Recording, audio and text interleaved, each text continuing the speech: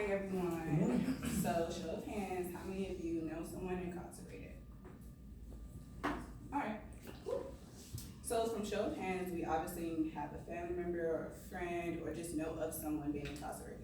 Another fact that we may all know is that ex-convicts get discriminated against every day. So, this morning I'm going to inform you guys of the three main barriers that ex-convicts face when re-entering society. I chose to inform you guys on this topic because not only are we upcoming adults, but I personally come from a long line of ex-convicts. I would just like to bring awareness of this issue to you guys today. So today I will be informing you the three main barriers ex-convicts face, which is housing, employment, and mental health issues. So let's first begin with what I mean when I say mental health. Mental health in this context means physically how an inmate thinks or feels. Former inmates often experience something called post-release depression. Post-release depression is when an ex-convict pretty much has struggled re-entering society, meaning connecting with family members, feeling self-harm, confidence issues, and so on and so forth. This disease is caused by isolation from family members and pretty much social environments.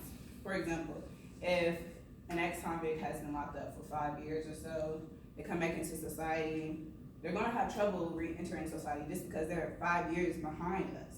So that can cause depression. However, there is free treatment and counseling for each and every inmate that is released. Most ex-convicts do not take advantage of this opportunity just because they tend to self-medicate themselves. What I mean when I say self-medicate is pretty much they resort to drugs. With drugs involved, they tend to seek employment. This often causes recidivism. Recidivism means a tendency to reoffend, meaning once you are released from prison or jail or something like that, you tend to get rearrested. Now, statistics show that 83% of ex-convicts get rearrested within the 3-year release date that they are arrested. All right, so now that we understand what recidivism means, we can go back to my main point which is employment. So all of us know when applying for a job, upon getting hired, we need 2 of 3 things, which is my ID, social security card, or birth certificate. Now for ex-convicts, this is very difficult to obtain. I personally experienced this with my grandmother when she was released from prison. When we went to the DMV, her trying to get her ID and things like that, she often got turned around many times just because the documents that they need are so difficult to obtain that it was just really no point. But of course, after we get all 3 documents and things of that nature, ex-convicts still get discriminated against within the work industry. For obvious reasons like educational skills, employer may be scared of the inmate causing confrontation within the workplace, transportation, and etc. Ex-convicts, of course, need jobs just like all of us do. Most importantly, for my third main point, which is housing.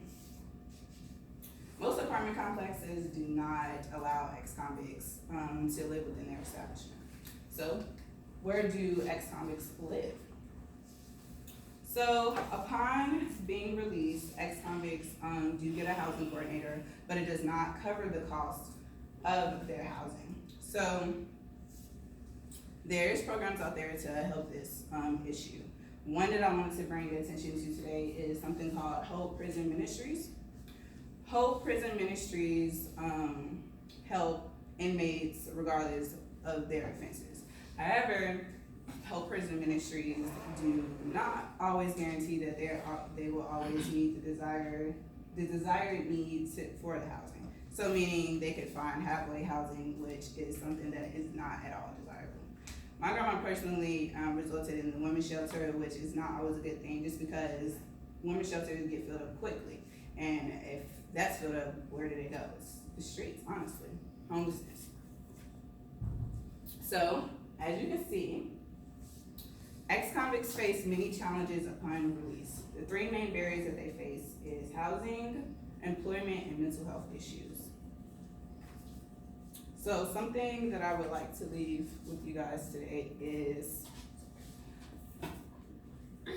although former inmates are released from prison, the prison incarceration will never, after being released, they will never completely be free. Unless there are steps to taking to improve access to health care, fair jobs, and affordable housing. That's it. Thank you.